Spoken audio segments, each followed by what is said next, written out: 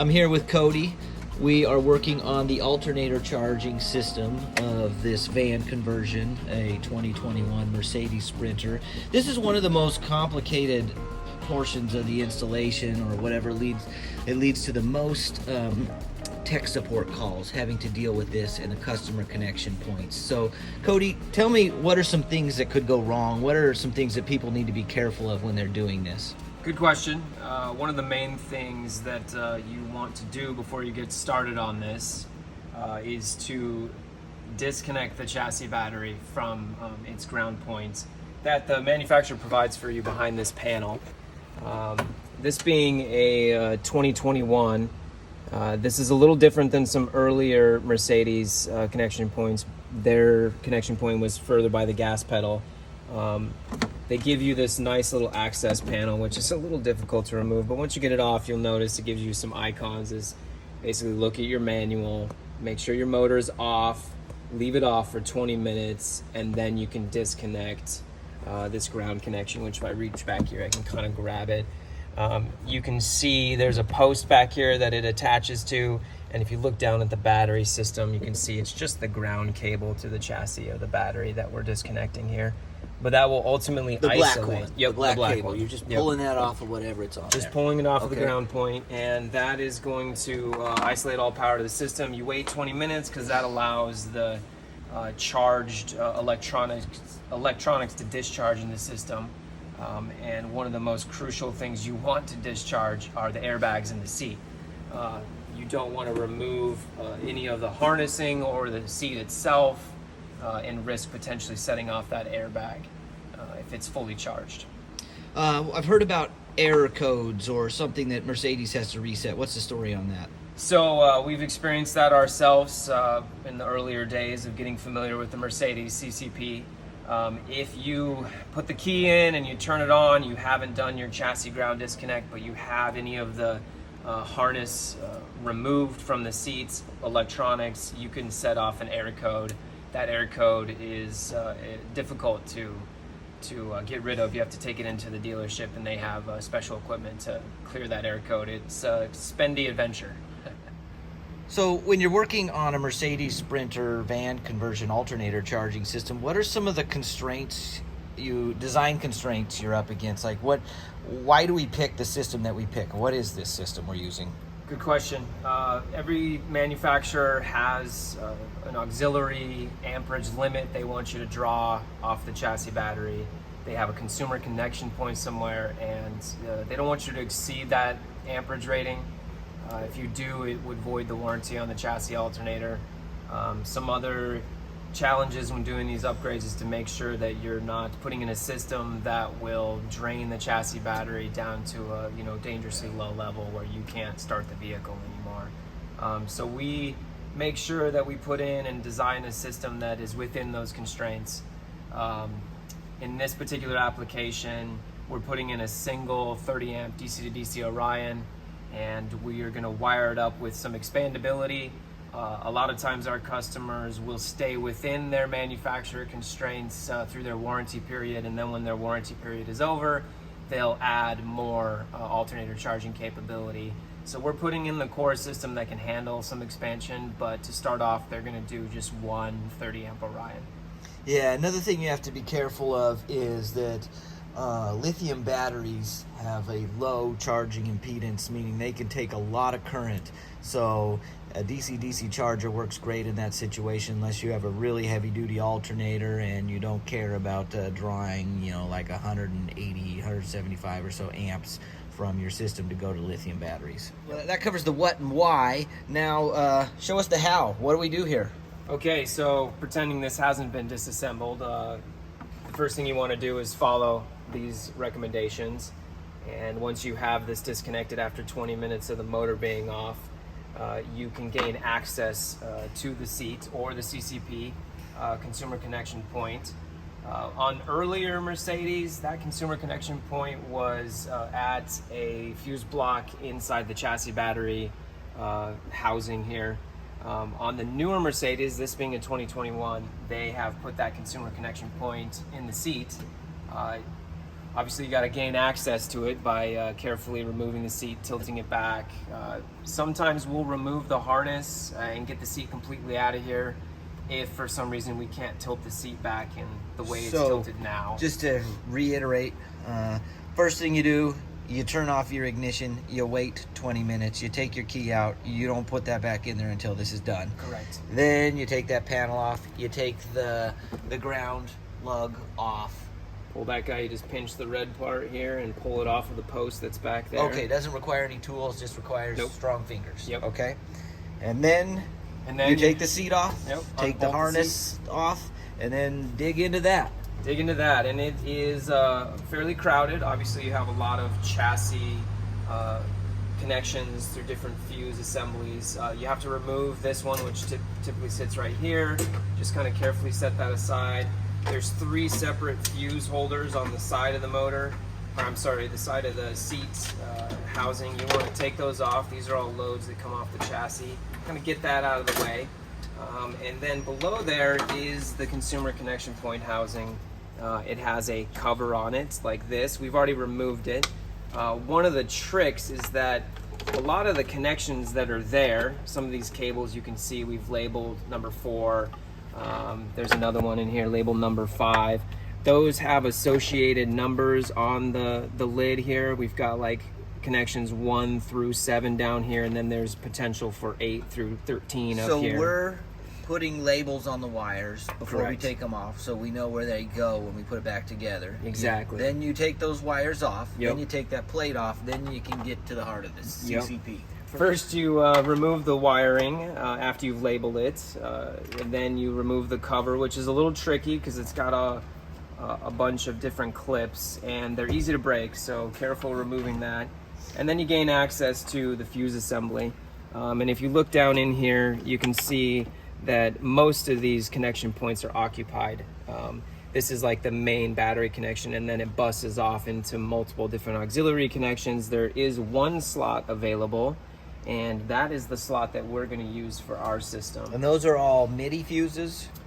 These smaller ones are MIDI fuses. These bigger ones are a form of like a mega fuse. Okay. Sometimes these vans will show up with a chassis auxiliary charge package where there's an engine or another battery under the engine bay or in the engine bay, and that they connect into here through a relay system. They come off of these connection points up here with this special like Mercedes proprietary branch style bus bar. We don't have that. If that was here, we would actually just remove that connection point, disable that relay, which usually houses right in here, and then we would add our own system on top of that. But in this case, there is not the chassis auxiliary battery system, so we're going to remove this bus bar, sneak our fuse under this last little connection point, make our cable connection to one side here, and now we've got ourselves the power we need to activate the DC to DC charging system. Okay, so you take that silver bar off completely Correct. after loosening all the bolts for the fuses, and then you put the fuse underneath it, and Yep. we're doing a 40 amp fuse, is that correct? Well, if this was a single Orion, we could probably get away with a 40, maybe up to a 60. We're putting in a 150 with a 2-gauge wire just to give them a little bit beefier cabling for expansion potential in the future. Okay, and the circuit protection that is rated at a smaller amount is going to be built into the Victron Orion kit that we're selling. Correct. Okay. So once you've installed the new fuse, you need to route wire from that location back to where the Victron Orion is going to be installed. How do you typically do that? Typically, we will chase through.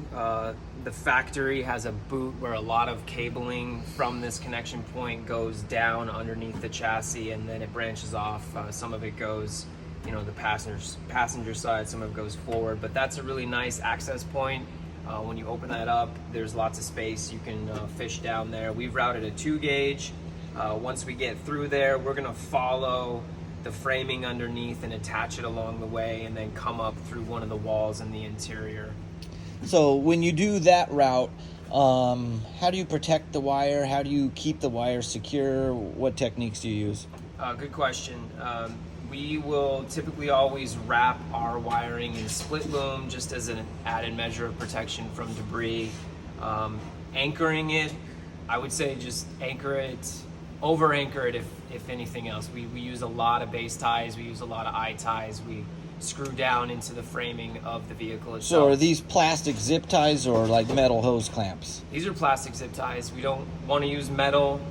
You can risk cutting through the cable and it's being alive, 12 volts. It's going to short out if it's a metal anchor point. So ideally you use plastic zip ties or base ties. Okay. I imagine that a lot of our DIY customers are going to be intimidated by routing under the rig. What would you do if you wanted to keep that cable run inside the rig? Is that something we do very often? Yeah, we also do that. It really comes down to the path of least resistance and also what the customer's desires are. A lot of our customers will have a plan, interior plan for design, and routing inside is not as easy. Some of our customers will show up where there is no floor yet, and in that case, if you can find a way to get out of the seat area here, maybe drilling a hole, you can just chase the ribs in the floor all the way back, or you can get into the walls where there's some nice room to chase through the wall here and kind of stay hidden. Okay, so talking about chassis ground connections on this Mercedes, what we typically will do is we'll find a nice solid frame point where we grind away at the factory sealant and covering, get down to that bare metal, bolt through our ground connection, and then we route through this nice convenient opening here and up inside. And then afterwards we're going to paint over this and make sure that it doesn't rust in the long term. This routing is nice and convenient as there's a nice access panel. We go through it eventually, but that leads us up above and eventually into the wall up here, and then we route that into the shunt, which in this system is located on the other side. So the chassis ground wire comes up through here, goes to this junction post, and then they're doing kind of a tricky route here. They're going to have that go to the inverter negative chassis there, and then from that down to the shunt for battery monitoring. And the importance of having this chassis connection is so that your alternator charger or any DC loads that attach to the chassis for the negative have a return path. If you don't have a chassis connection, then you've got no return on your for your negative for your alternator charging, and alternator charging just won't work. So a lot of people overlook that. Don't be one of those people. So it looks like they've made a lot of work on this in the last 24 hours. Cody, can you explain what's going on and why for all these devices here? Sure, you bet. So we've got the end zone here for all the main componentry. You've got your solar charge controller. We've got our Orion DC to DC charger, that's the alternator charging system. You've got your multi-plus inverter system, and then your LifeBlue battery system. There's a lot of different switches, breakers, fuses in the system to protect each individual component. You've got solar panel on-off switch here that interrupts the PV input side of the MPPT. The output side going to a breaker over here. This one right here, 40 amp breaker, resettable, so that protects the MPPT and also allows you to isolate the system for troubleshooting if need be, or storage.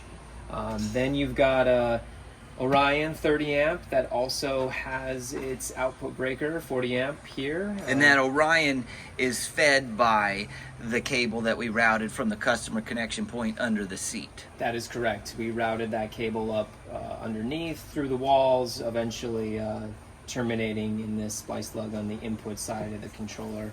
And then the output feeds the breaker. There's kind of a central grounding post. There's a lot of ways to ground these systems. In this system, we utilized a post for convenience of terminating a lot of cables in one point, and then we can extend that to the shunt. And then moving to the left here, we've got the DC distribution system. Here's the fuse panel. This is a BP Battery Protect that will offer some programmability and isolation. Yeah, so the reason we use the Battery Protects is we want them to shut off all your DC loads when your battery voltage gets low. We want them to shut off before the internal BMS of the battery shuts off. And I think that's easier on the batteries and makes the system easier to operate. So only DC loads shut off rather than your whole system. Yeah, and another really convenient thing about the BP is that you can wire up a remote switch to simply isolate your DC loads, or if you've got a smart BP, you can also isolate those loads via the Victron Connect app, which is very convenient for isolation. So yeah, that is protected with the 60 amp breaker on the outbound side, and all these breakers offering protection points and isolation points. We've got other fusing in here, like the Serbo's power fuse is in here. We've got a Touch 50 monitor power fuse that's in here as well. And then you get into this big Class T fuse, which is protecting the multi-plus inverter system. And that's between the battery bank and the multi-plus, so that's only working on DC. Correct. And oftentimes our installers, in an effort to condense the system connections, will utilize the battery side post of this Class D fuse as a termination point for all their other load connections. It's kind of tough to see, but if you look at some of the wiring, a lot of these connections will jumper over to the other connections. That allows them to just kind of run one cable for all of these circuits, and then from there we go through a master on-off. We're still in the installation process here, but that will eventually lead to the battery. The master is going to shut down everything from the battery system, whereas this inverter on-off next to it is just going to isolate the inverter, much like these breakers individually isolate the other subsystem components. Looks like we installed an inlet. It's kind of a nerve-wracking moment when you have to drill a hole in the side of a brand new beautiful Sprinter van. Tell me about that process, Cody. Absolutely. We have a nice video that walks you through installing an inlet. It is a little scary to drill into the side of a really expensive van, but if you do it right, you'll have a nice clean finish, no dents, marks, or scratches. But this inlet is going to be their main shore power AC input connection. This could be stepped down to 20 amp, 15 amp if they have a dog bone attachment, or some people carry a portable generator and you can utilize this inlet as well. And then this inlet is going to feed... Yeah, coming in on the inside of that. Feeds a main input breaker here. So this package here is part of our empty shell kit. So this cable comes in from the inlet. You got goes it. to the AC. Goes to the breaker, main shore AC panel here, 30 amp in breaker, and then out of this breaker you feed the input of the multi-plus, and that way any and all AC power that meets the system on the input goes through the inverter, and the inverter can manage that accordingly. And then the output... Yeah, so just real quick, so the inverter, it can pass through AC power directly from shore power, so it just runs from this to this to this to that to your loads. Yep. And while it does that, if your loads are drawing more than what you've current limited to have come in, the inverter will draw power from the batteries, add it to that inverted, and send that to your loads. And it can also, when you're plugged in, take power from the shore power and send it to your batteries to charge the batteries. But back to you, Cody. Yeah, you got it. So all the cool features of the inverter: you got load assist, you've got a high DC charge capability, you've got pass-through capability. You also have inverting capability. If you're boondocking, you want some AC power, you turn on the inverter, it lights up this main panel or sub panel. And This one's been equipped with, a 30 amp output breaker protection that's feeding the main panel here. It's preloaded with a 15 amp circuit. There's also slots to add up to 4 more AC circuits. So this 30 is what comes in from the inverter to energize this back bar. If you turn this 30 off, it cuts power to all of these other circuits. And this 15 is just for loads, and then you'll stack more on there for additional loads, however you want to group those. Exactly. Cody, why do we have an extension cord end hanging out of there? Good question. Oftentimes when we get van customers that are in the process of building out their van, we like it if they come to us as bare bones as possible so that we can do a lot of the wire routing for their system.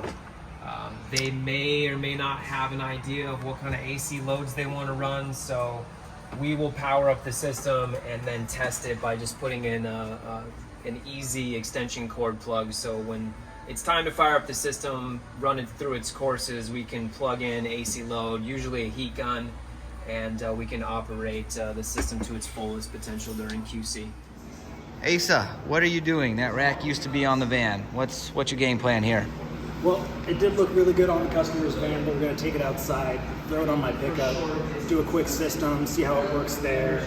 Good I think idea. it would look a lot better on my truck instead. Yeah. So the mount hardware that we have on these was not going to be accessible with the rack already on the van. So what we did is we took the rack off, the front half of it. We're going to put the other panels that are currently going on the back half of there. Then we're going to remount this part of the rack to the roof, straddling the vent that's up there. Okay, it's just easier to put the panels on the rack with the rack off. With this specific setup, it happens to be, usually we would leave it on. Okay. But with this setup, it was going to be pretty hard to access those bolts that you can see on the back foot there. Okay, and these are Zamp Obsidian 90 watt long panels. Fit perfectly on that rack. It's gonna look great. All right, Asa, you're working on the roof now. What are you trying to accomplish?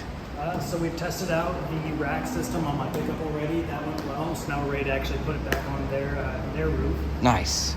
This is going to be kind of an interesting one. We're using the Zamp 2-port with actually making it a 4-port system. So these side 2 ports, we actually used our weather tights on, our strainer leaves. Those are going to be hardwired in on this end and have the ATP plugs on the panel side. Whereas the other 2 that are native to the Zamp port are going to be ATP on both ends. Perfect.